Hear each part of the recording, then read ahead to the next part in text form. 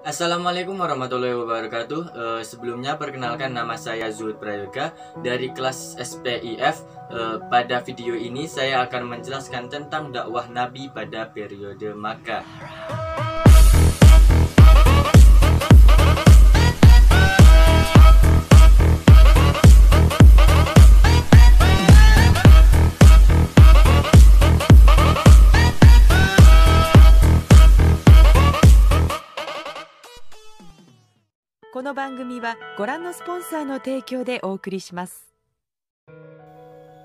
Oke, mari kita lanjutkan pembahasan mengenai dakwah Nabi pada periode Mekah. Namun sebelumnya saya ingin menjelaskan sedikit tentang biografi singkat Nabi Muhammad SAW. Muhammad bin Abdullah adalah Nabi dan Rasul terakhir yang diutus Allah Subhanahu wa Ta'ala. Beliau lahir di Mekah sekitar 570 Masehi pada tahun Gajah dan wafat di Madinah 632 Masehi pada usia ke-63 tahun. Ayah beliau bernama Abdullah bin Abdul Muthalib dan ibu beliau adalah Aminah binti Wahab. Muhammad menjadi yatim sejak masih dalam kandungan ibunya. Ketika beliau berusia 6 tahun, sang ibunda tercinta Siti Aminah wafat. Jadilah beliau yatim piatu dalam usia yang amat muda sekali. Kemudian Rasulullah diasuh oleh sang kakek yang amat mencintainya, Abdul Muthalib bin Hashim. Namun saat Rasulullah berusia sekitar 8 tahun, Abdul Muthalib pun wafat. Akhirnya pengasuhan beliau diserahkan kepada pamannya, Abu Thalib bin Abdul Muthalib. Dalam asuhan keluarga sang paman, Rasulullah tumbuh dan merasakan banyak kebahagiaan. Ketika kecil, Rasulullah bekerja sebagai pengembala kambing dan ikut berdagang bersama pamannya ke negeri yang amat jauh. Saat Nabi Muhammad SAW berusia 40 tahun, Rasulullah menerima wahyu di Gua Hira dan diangkat menjadi Nabi dan Rasul terakhir.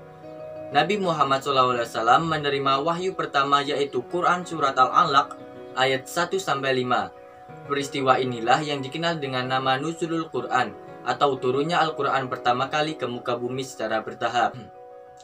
Peristiwa ini menjadi tonggak awal masa dakwah Nabi pada periode Mekah.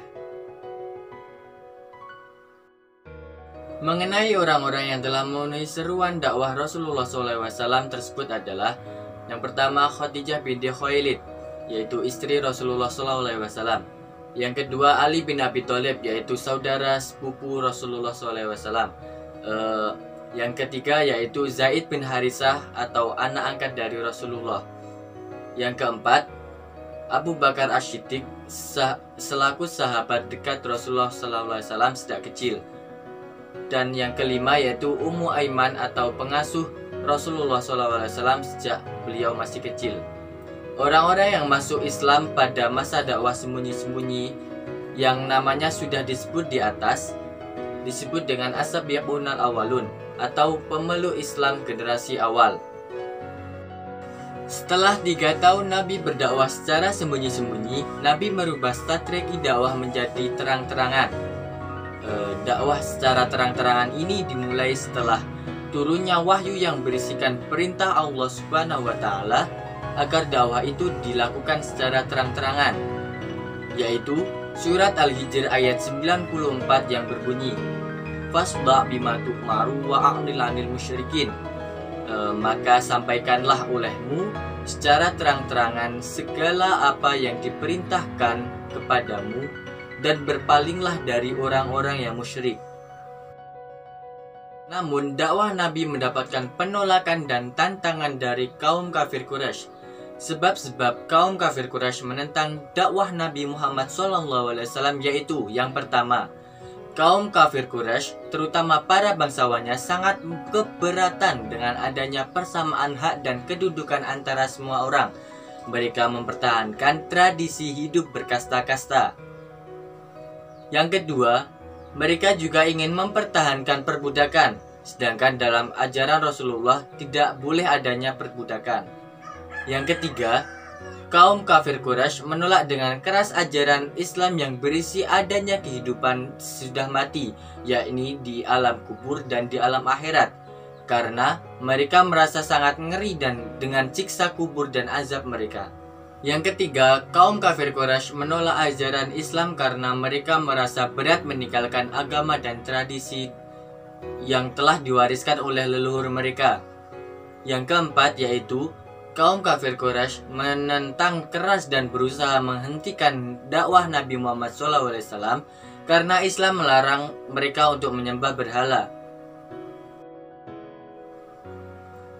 Rintangan-rintangan yang dihadapi oleh Nabi Muhammad SAW ketika berdakwah sangatlah banyak. Berikut beberapa rintangan yang dihadapi oleh Nabi Muhammad SAW ketika berdakwah. Yang pertama, Nabi Muhammad SAW banyak menerima ejekan dan celaan dari masyarakat Quraisy.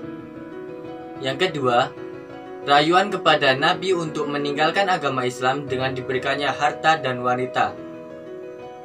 Yang ketiga, banyak sahabat Nabi yang masuk Islam disiksa oleh kaum Quraisy. Yang keempat, terjadinya pemboikotan kepada Bani Hashim. Dalam menghadapi tantangan dari kaum kafir Quraisy, salah satu langkah yang dilakukan oleh Nabi Muhammad SAW adalah menyuruh 16 orang sahabatnya, termasuk di dalamnya Utsman bin Affan dan 4 orang wanita, untuk berhijrah ke Habasyah atau Ethiopia karena Raja Negus di negeri itu telah menjamin keamanan dari para sahabatnya. Peristiwa hijrah yang pertama ke Habasyah itu terjadi pada tahun 615 Masehi. Suatu saat ke-16 orang tersebut kembali ke Mekah karena mereka menduga keadaan di Mekah sudah normal dengan masuk Islamnya salah satu kaum kafir Quraisy yaitu Umar bin Khattab. Namun dugaan mereka ternyata meleset karena ternyata Abu Jahal lebih kejam daripada Umar bin Khattab untuk menindas kaum Islam. Akhirnya Rasulullah SAW menyuruh sahabatnya kembali ke Habasyah yang kedua kalinya. Saat itu dipimpin oleh Ja'far bin Abu Thalib. Pada tahun ke-10 kenabian, Rasulullah SAW pergi ke kota Taif untuk meminta bantuan ke sanak saudaranya. Namun mereka malah menolak dan bahkan penduduknya memperlakukan Nabi Muhammad SAW dengan cara yang kasar, yaitu melemparinya dengan batu dan menghinanya di muka umum hingga beliau terluka. Pertemuan umat Islam Yathrib dengan Rasulullah SAW pada tahun ketiga kenabian ini menghasilkan Baitul Aqobah. Isi Baitul Aqobah sendiri yaitu pernyataan umat Islam Yathrib bahwa mereka akan melindungi dan membela Rasulullah SAW. Selain itu, mereka juga memohon kepada Nabi Muhammad SAW dan para pengikutnya agar berhijrah ke Yathrib. Sekian materi yang dapat saya sampaikan tentang dakwah Nabi Muhammad SAW pada periode Mekah. Sekian dari saya. Billahi taufiq wal hidayah. Wassalamualaikum warahmatullahi wabarakatuh.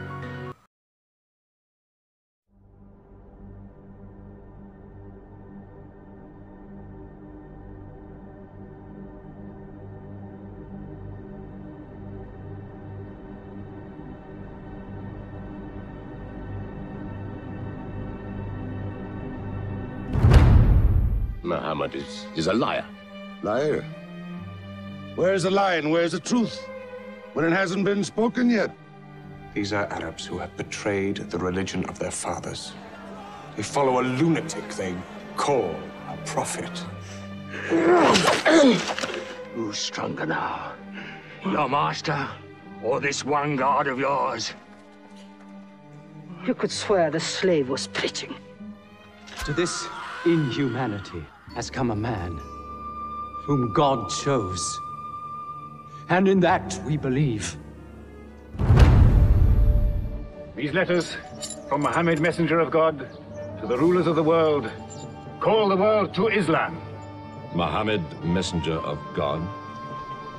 Who gave him this authority? God sent Muhammad as a mercy to mankind. We'll do now what we should have done before. Kill Muhammad. Ali, his cousin, lay there to die for him. Who are we fighting? They are led by greed. We are led by God. When you're dead, Hamza, I will cut your heart out. Taste your blood. These are the disciplines the Prophet puts upon you. You may not harm a woman, a child, or any old person. Strike only at those who have expelled you, who have stolen your rights and enriched themselves with your possessions.